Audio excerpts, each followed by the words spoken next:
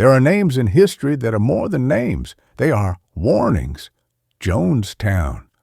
For most, the name conjures a single horrific image: mass death in a remote jungle, a cautionary tale about the dangers of cults. But that story, the simple story of a crazy preacher and his brainwashed followers, is a lie. Or, at the very least, it's not the whole truth. The real story is far more complex, far more bizarre, and far more connected to the dark underbelly of American power than most are willing to admit. This is not an investigation into a cult. This is an investigation into a crime scene.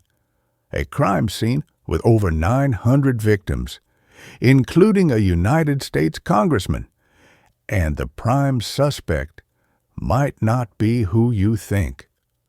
To understand what happened in the jungle in 1978, we have to understand the man who built it. James Warren, Jim Jones. Before he was a monster, he was a savior. In the 1950s and 60s, at the height of racial segregation in America, Jones was a progressive icon. In Indiana, he established a church, the People's Temple, that was one of the first fully integrated congregations in the country. He preached a message of racial equality and socialist utopia. He opened soup kitchens, helped the homeless, and stood up to the Ku Klux Klan. He was magnetic, charismatic, and he was building a following. But there was a darkness to him from the start. He performed fake healings, claiming to cure cancer and pull tumors out of people. He demanded absolute loyalty. He began to call himself a prophet, then God. The People's Temple was not just a church, it was a movement built around the messianic figure of Jim Jones. And in the late 60s, he moved his entire operation to California. This is where the story takes a critical turn. In California, the People's Temple didn't just grow, it exploded. It became a political machine. Jones understood power. He realized that his loyal, disciplined followers, thousands of them, could be mobilized as a powerful voting bloc. And politicians noticed. He became a kingmaker in San Francisco politics. He helped elect the mayor, George Moscone. He had the support of the governor of California, Jerry Brown. He even had connections to the White House, meeting with Vice President Walter Mondale's wife. Jim Jones, the small-town preacher, was now a major political player, rubbing shoulders with the most powerful people in America. But behind the scenes, the temple was becoming a prison. Defectors began to tell horrific stories. Stories of physical and psychological abuse, of members being forced to give up their homes, their savings, their entire lives to the temple. Stories of public beatings, sleep deprivation, and bizarre loyalty tests. Jones was no longer just a preacher. He was a dictator, ruling his followers with a combination of charm and pure terror. The media started sniffing around. The pressure was building. Jones knew his empire of lies in California was about to collapse. He needed an escape. He needed a place where no one could touch him. He needed a kingdom, and he found it in the remote jungles of Guyana, a small socialist country in South America. Using his political connections, he secured a massive tract of land. He called it the People's Temple Agricultural Project. The world would know it as Jonestown. He sold it to his followers as a promised land, a socialist paradise away from the racism and corruption of America, a heaven on earth. Hundreds, then over 1,000 of his followers sold everything they owned and moved to Jonestown. They were true believers. They poured their blood, sweat, and tears into carving a settlement out of the dense jungle, but the paradise they were promised was a concentration camp. They were worked to exhaustion, fed meager rations, and cut off from the outside world. Their passports were confiscated, their letters were censored, and every day they were subjected to hours of psychological torture, listening to Jim Jones's voice broadcast over the settlement's loudspeaker system, his speeches becoming increasingly paranoid and unhinged. He spoke of conspiracies, of the CIA and the FBI plotting to destroy them. He told them the only way to be truly free was to be ready to die for their cause. He began conducting white night drills, suicide rehearsals. Back in the United States, concerned relatives of the temple members were desperate. They knew something was terribly wrong. They pleaded with the government to investigate. For a long time, nothing happened. Jones's political connections were too strong. But finally, one politician decided to act. His name was Leo Ryan, a Democratic congressman from California. Ryan was known for his maverick, hands-on approach. He decided he would go to Jonestown himself with a delegation of journalists and relatives to see the truth with his own eyes. In November 1978, Congressman Leo Ryan and his team flew to Guyana. They were heading into the heart of darkness. They thought they were on a fact-finding mission. They didn't know they were walking into a trap. Jim Jones, cornered and paranoid, knew this was the end. The arrival of a US Congressman meant the world would finally see what he had built, and he had no intention of letting that happen. The final tragic act of the Jonestown saga was about to begin. On November 17, 1978, Congressman Leo Ryan's delegation arrived at the Port Kaituma airstrip, a dusty, remote runway carved out of the Guyanese jungle, the only gateway to Jonestown. From the very beginning, the atmosphere was wrong. The welcome from the People's Temple members was stiff, rehearsed. It felt less like a greeting and more like a performance. Jim Jones himself was initially nowhere to be seen, claiming illness. Ryan and his team were escorted into Jonestown, a place that, on the surface, looked impressive. Neat wooden cabins, cultivated fields, a large central pavilion. There was singing and dancing. It was a carefully staged show of unity and happiness. But Ryan was a sharp investigator. He saw the cracks in the facade. He saw the tired, almost hollow expressions on people's faces. He felt the underlying tension. That first night, while the official tour was happening, a few brave temple members secretly passed notes to the journalists and to Ryan's staff. The notes were desperate pleas for help. "Please, get us out of here." The next day, the facade shattered completely. Ryan announced that he was willing to take anyone back to the United States who wanted to leave. At first, no one dared to come forward, terrified of the consequences. But then, one family broke the silence, and then another and another. Soon, a small group of about 15 people had gathered, ready to defect. For Jim Jones, this was the ultimate betrayal. His perfect utopia was exposed as a prison right in front of the American media. His mask of a benevolent leader was ripped away, revealing the paranoid tyrant beneath. The situation became incredibly hostile. Jones's armed guards, the Red Brigade, began to shadow the delegation's every move. A temple member, Don Sly, suddenly attacked Congressman Ryan with a knife. The attack was thwarted, but it was a clear signal. The time for pretending was over. Ryan knew they had to leave, and they had to leave immediately.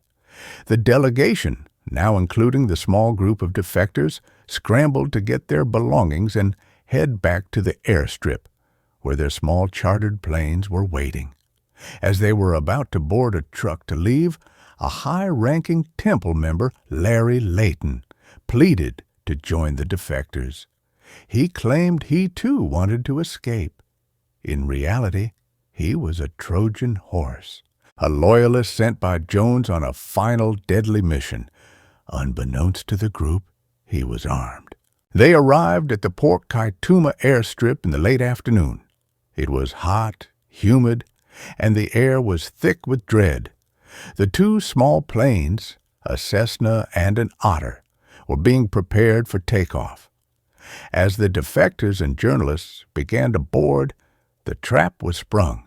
A large tractor with a trailer, which had seemingly been doing work near the runway, suddenly turned and drove directly towards the Otter, the larger of the two planes. Men stood up in the trailer. They were members of Jones's Red Brigade, and they were armed with rifles and shotguns. At the same time, Larry Layton, who had managed to board the Cessna, pulled out his hidden handgun and began firing inside the small cabin, wounding 2 people. On the runway, it was chaos. The men on the tractor opened fire on the group clustered around the Otter. It wasn't a firefight. It was an execution. They systematically targeted the delegation. NBC News correspondent Don Harris was killed. NBC cameraman Bob Brown continued filming even as he was shot and killed. His camera captured the horrifying final moments of the attack. San Francisco Examiner photographer Greg Robinson was also murdered as he tried to take pictures. And then they turned their guns on the man they had come for. Congressman Leo Ryan was shot more than 20 times. He died on the tarmac of that remote jungle airstrip, the first and only US Congressman to be assassinated in the line of duty. The ambush was brutally efficient. In a matter of minutes, 5 people were dead, and 11 others were seriously wounded. The surviving members of the delegation scattered, hiding in the jungle or in nearby buildings, terrified that the gunmen would return to finish the job. They were stranded, wounded, in a hostile country with no way to communicate with the outside world. But this ambush, as horrific as it was only the prelude. It was the trigger. Back in Jonestown, Jim Jones knew that after assassinating a U.S. congressman, there was no turning back. There was no escape. The outside world would be coming for them, and he had been preparing for this moment for years. He gathered his followers in the central pavilion. He told them the time had come, the time for the White Night, the time to perform the final revolutionary act of suicide. The massacre was about to begin. Back in Jonestown, as the sun set on November 18, 1978, the sirens began to wail. It was the signal, the call for the final White Night. Over the settlement's loudspeakers, the voice of Jim Jones boomed, his tone a terrifying mixture of calm authority and frantic paranoia. "We are surrounded," he lied. "They're coming to torture our children and our seniors. The only way out, the only act of revolutionary suicide, is to leave this world together, with dignity." His followers, nearly 1,000 men, women, and children, gathered in the central pavilion. They were exhausted, malnourished, and psychologically broken from years of abuse and brainwashing. For them, this was not the first time. They had rehearsed this moment before, but this time it was real. In the center of the pavilion, a large metal vat was brought out. It was filled with a purple liquid, a grape-flavored drink, laced with a deadly cocktail of cyanide and sedatives. Nurses, who had once sworn to save lives, now began filling syringes and paper cups with the poison. And then the horror began. Jones ordered the children to be brought forward first. The babies. Mothers were forced to use syringes to squirt the poison into their own children's mouths. The sounds of the children crying and convulsing filled the air, a sound that was captured on a horrifying 44-minute audio tape, the death tape, that was later recovered by the FBI. On the tape, you can hear Jones's voice, calmly reassuring his followers as their children die in their arms. "It's not painful," he says. "It's just a little bitter. They're just stepping over to the other side." Some resisted. One woman, Christine Miller, can be heard on the tape bravely arguing with Jones. "I think we have a right to decide our own destiny," she pleads. "I'm not talking about my life. I'm talking about the babies." Jones and the crowd quickly shout her down. "We are not committing suicide," Jones insists. "It's a revolutionary act." After the children, it was the adults' turn. They lined up. Some went willingly, convinced they were transitioning to a better world. Others were forced. Armed guards from the Red Brigade surrounded the pavilion, their guns ready. Anyone who tried to escape or refuse the poison was either shot, forcibly injected, or dragged back into line. This was not a mass suicide. It was a mass murder. For over an hour, the gruesome ritual continued. People drank the poison, stumbled away, and collapsed, dying in agony within minutes. Families held each other in their final moments. The scene was an apocalyptic nightmare. And what of Jim Jones, the man who orchestrated it all? He did not drink the poison. As his followers lay dead and dying around him, Jim Jones was found on his throne on the pavilion stage with a single gunshot wound to the head. Was it suicide? Or was he executed by one of his own loyalists as a final act of mercy or betrayal? It's another unanswered question in a story full of them. In total, 909 people died in Jonestown that day. Nearly a third of them children. A few dozen managed to escape, hiding in the jungle and eventually making their way to safety, their minds forever scarred by what they had witnessed. When Guyanese troops finally reached the settlement the next day, the scene that greeted them was beyond comprehension.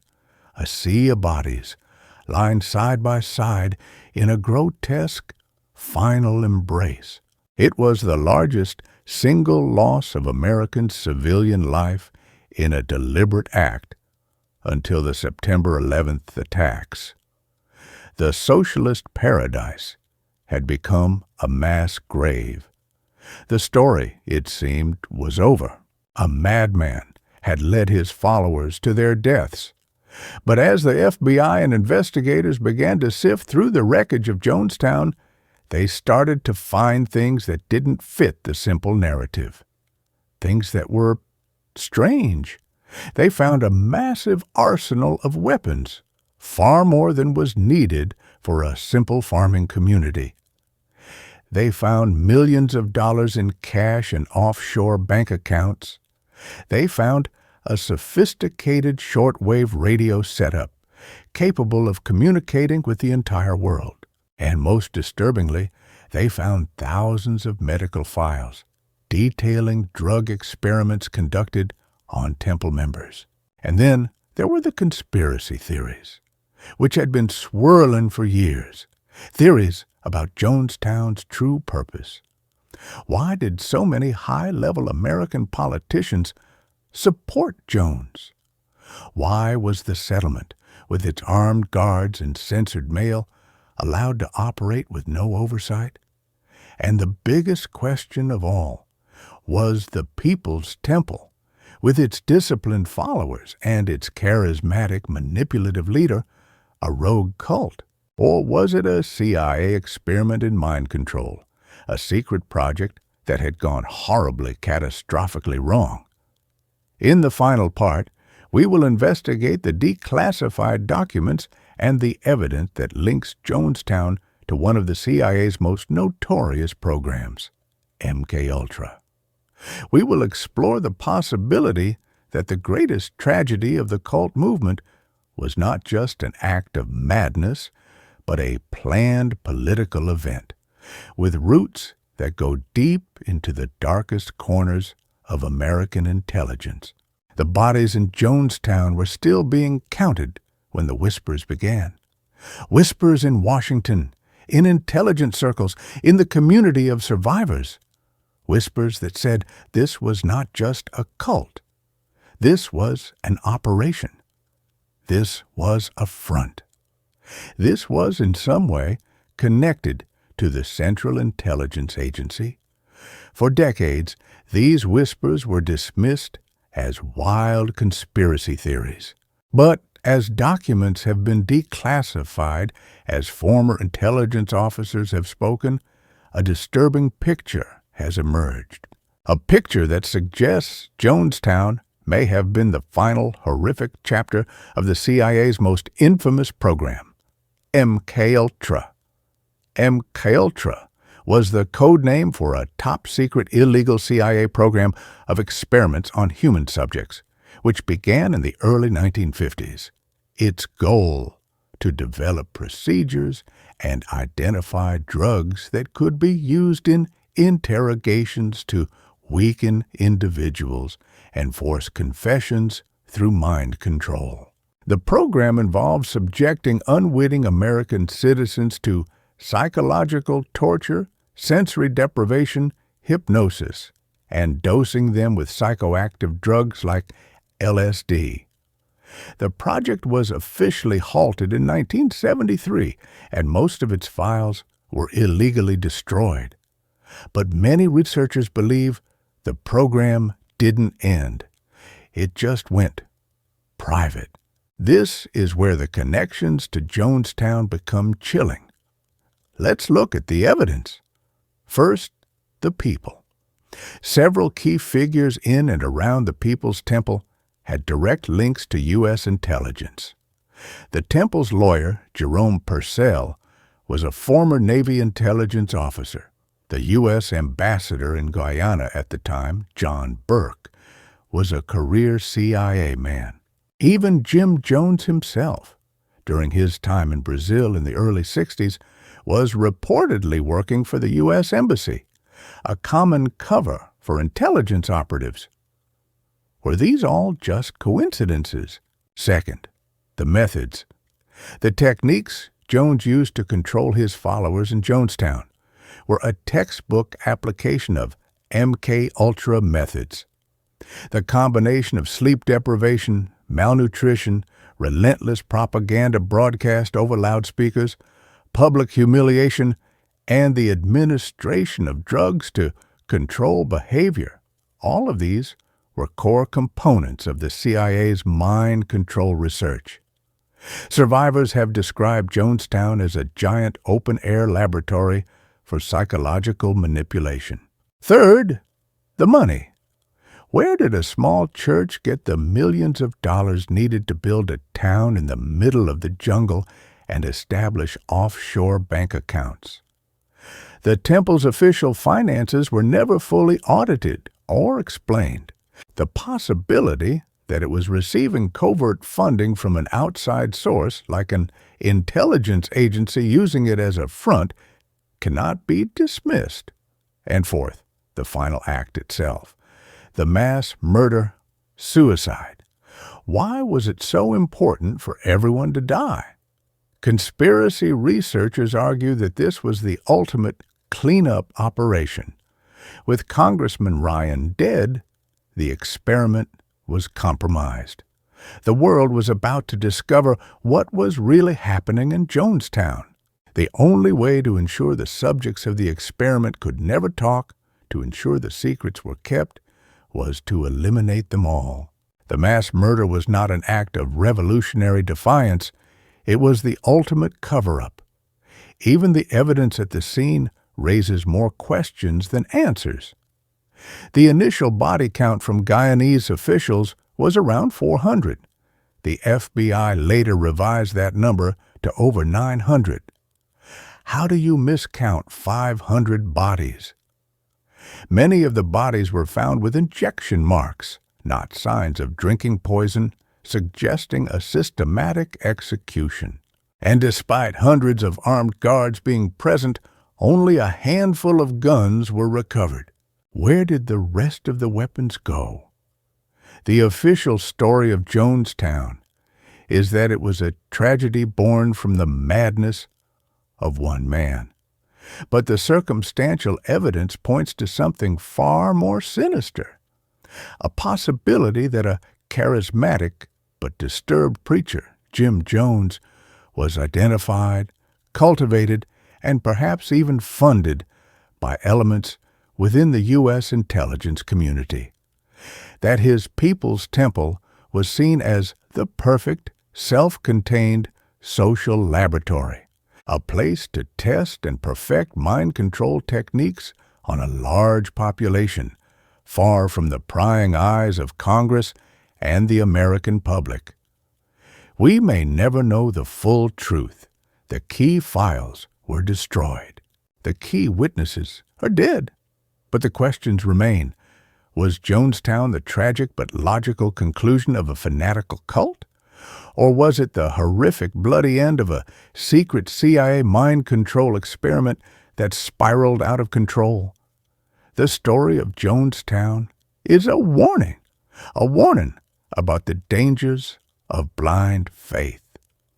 But it may also be a warning about the terrifying power of governments to operate in the shadows, to manipulate, to control, and to destroy lives in the name of national security. The truth, like so many of the victims, may still be buried, waiting to be unearthed. What do you think? Was Jonestown a cult or a CIA experiment? Was Jim Jones a madman or a pawn in a much larger game? Leave your theories in the comments below.